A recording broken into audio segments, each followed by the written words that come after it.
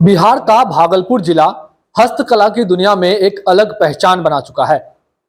Silk नगरी के नाम से मशहूर है यह भागलपुर जिला और इसी में आज हम सिल्क क्षेत्र में मौजूद है। नाथनगर का ये इलाका और यहाँ पर हम दिखाना चाहेंगे कि यहाँ के कई परिवार हैं, हजारों लोग हैं जो सिल्क कारोबार से जुड़े हैं और किस तरह से धागे के माध्यम से कपड़े को तैयार किया जाता है यह दिखाने में आपको पहुंचे। और लेकिन सिल्क नगरी में सिल्क कारोबारी की क्या स्थिति है, पहले की क्या स्थिति थी और अब क्या बदलाव आया, क्यों सिल्क का जो कारोबार है जो सिमटता जा रहा है, इसका क्या मुख्य वजह है, ये हम जानने के लिए पहुंचे। बुनकरों से हमारे बीच बुनकर है। क्या नाम हुआ आपका? हमारा नाम मोहम्मद सालम अंसारी। अच्छा, पहले सिल्क की क्या ख्याति थी और अब क्या वजह है जो ये सिमट गई धीरे धीरे?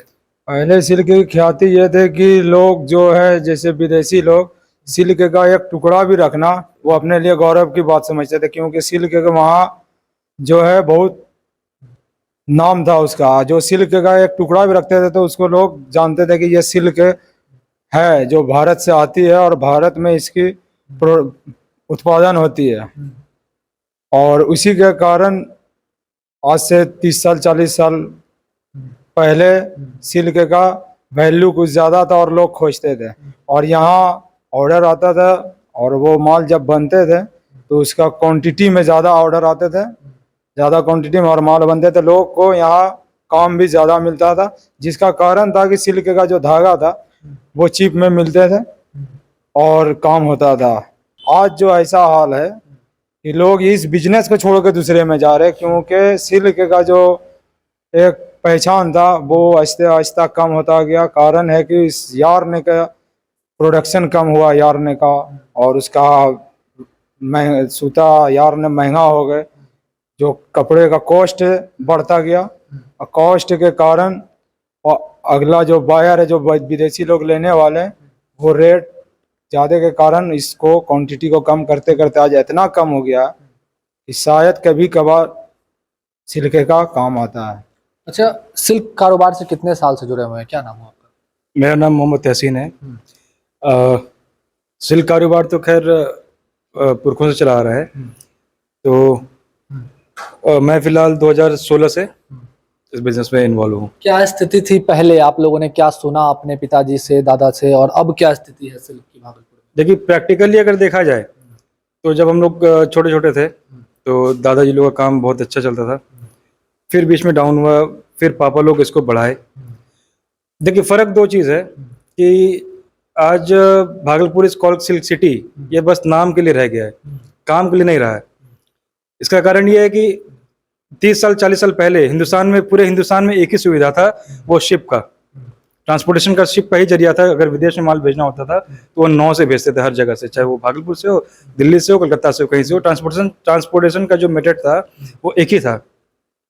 और अब आधुनिक चीज़ आती गई, हवाई जहाज होते गया, ट्रांसपोर्टेशन हर जगह से इजी होते गया, कलकत्ता से, दिल्ली से, मुंबई से, और भागलपुर वहीं का वहीं रह गया, ट्रांसपोर्टेशन वहीं का वहीं रह गया। जो माल भेजने का प्रोसेस है वो कहीं ना कहीं यहाँ से भेजने का महंगा होते गया। ये भी एक कारण, मुख्य कारण है। इस वजह से हम लोग सिल्क का काम विदेश में बहुत कम कर पा रहे हैं। बुनकरों की क्या स्थिति है पहले से? बुनकरों में तो खैर बहुत दयनीय स्थिति है। बस इतना ही समझिए कि कल तक दूसरे, मतलब आज से 20-40 साल पहले लोग सोचते नहीं थे कि हमको कुछ और धंधा करना है, चाहे पिताजी हो, उनका बेटा हो, चाहे उनका बेटा हो, सोचते ही नहीं थे किसी और धंधा करना। बस ये माइंड मेकअप था कि हमारी धंधा है, इसी को आगे बढ़ाना है। और अब की स्थिति ये हो गई है कि बस पढ़ाना है और भगाना है, पढ़ाना है और भगाना है, कहीं और काम करवाना है। अच्छा, कुछ और लोग हैं, कितने सालों से जुड़े हुए हैं सिल्क कारोबार से? 25-30 साल से जुड़े हुए हैं। पहले तो बहुत बढ़िया काम चलता था, अब ऐसा है काम बहुत कम है। और इस लाइन में अब नया कोई जो है, जैसे हमारा बेटे है, वो आप नहीं करना चाहेगा, पेट नहीं भरेगा तो क्या करेगा, कमे नहीं, पेट कहाँ से भरेगा? क्यों ऐसा क्यों आया, नौबत क्यों आई है? ये कोरोना के बाद से स्थिति एकदम खराब हो गया कपड़ा लेने का। हाँ। धागे की कीमत, हाँ, धागे की कीमत सब बढ़ते जा रहा है, हर चीज का दाम बढ़ते जा रहा है, माल भेजने का खर्च ज्यादा है, हर चीज में ज्यादा खर्च है, तो जब पेटे नहीं भरेगा तो काम कैसे करेगा? अच्छा, सिल्क नगरी का जितना नाम था पहले, क्या अब बचा है उतना? नहीं, अब नहीं बचा है। क्या कारण है, मुख्य वजह क्या है? कारण यही है कि महंगाई जो है चरम सीमा पे चढ़ गया है, सुतारुआ का दाम जो है पूरा बढ़ गया है और हम लोग को जो है पड़ता है नहीं। जो कॉस्टिंग हम लोग को बैठता है 1700 रुपया, आगे जो है प्रोडक्शन हम लोग 1500-1600 तक लेके जाते हैं, लेकिन खरीदारी करता है वही 1500 में, तो हम लोग बेचेंगे क्या। तो सिल्क का काम जो है हम लोग धीरे धीरे, पहले 10-20 साल पहले लोग यहाँ आते थे काम करने, अब बुनकर भी हैं जो बाहर जा रहे हैं। अब बहुत सारा बुनकर ऐसा है कि अपना घर का लूम बंद करके जो है बाहर में जाके मजदूरी खटेगा, वो बढ़िया है। लेकिन घर में क्या है, देखिए ये जैसे पावर लूम है, मेरे घर में पावर लूम, हम 4-5 आदमी मिलकर खटेंगे ना तो 500 रुपया होगा, और ऐसे बाहर जाके कमाएंगे तो अकेला 500 रुपया कमा लेंगे। क्या चाहते हैं अब आप लोग? चाहते यही है कि हम लोग के लिए भी सरकार कुछ मतलब ऐसा कोई प्रावधान करे जो हम लोग भी आगे इसके ऊपर मतलब सोचे, हम लोग भी सोचे कि काम हम कैसे करें नहीं करें। अच्छा, सिल्क का नाम जो बचा हुआ है अभी तक, तो कितनी मेहनत लगती है इस नाम को बचाने में, ये बताइए। अभी तो सब अपने रिस्क पे बचा रहा है इसको, हाँ। सब अपने रिस्क पे बचा रहा है। जिसको भागलपुर से लगाव है, भागलपुर छोड़ना नहीं चाहता है, वो सिर्फ अपने रिस्क पे पूंजी लगा के इसको बचा रहा है। मैं आप लोगों के माध्यम से, आपके चैनल के माध्यम से हम सब युवाओं की तरफ से एक मांग सरकार को करना चाहेंगे, सरकार हमें भीख ना दे, सरकार हमें कोई योजना ना दे, सरकार हमें कोई सब्सिडी ना दे, हमको भीख नहीं चाहिए। हाथ मत काटिए मेरा, आप यहाँ हमको सूता का मील दीजिए, जो मेन जड़ है यार्न का, सारा खेल सूता का है इसमें।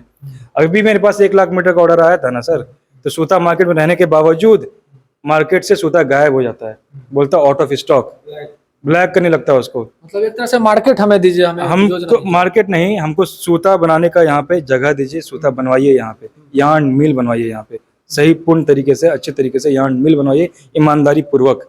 तो ये भागलपुर को देखिएगा, फिर वहीं पर हम लोग 10 साल में लाके खड़ा कर देंगे जो 50 साल पहले था, ये गारंटी के साथ हम युवा बोलते हैं। तो पावर लूम और सिल्क लूम जो है, हैंडलूम जो है, उसके बीच में हम खड़े हैं और यहाँ पर केवल एक ही चीज देखने को मिला कि यहाँ की संस्कृति और सभ्यता जो है, उसकी पहचान, उसकी छाप को ये लोग हाथों से और मशीनों से कपड़े पर छापते हैं। लेकिन इन लोगों की जो पहचान थी, सिल्क नगरी की जो पहचान थी, वो धीरे धीरे अब धूमिल होती जा रही है, कारण महंगाई और बाजार का सिमट जाना। लेकिन इन लोगों की मांग है सरकार से कि इस ओर सरकार भी कुछ पहल करे और इन लोगों को ऑर्डर दे, लूम बनाए, ताकि यहीं पे ये लोग धागा तैयार करें, क्योंकि धागे की कीमत जो है वो अब आसमान छूती जा रही है, जिस वजह से सिल्क का बाजार जो है वो सिमटता जा रहा है। भागलपुर से TV9 डिजिटल के लिए मैं शिवम।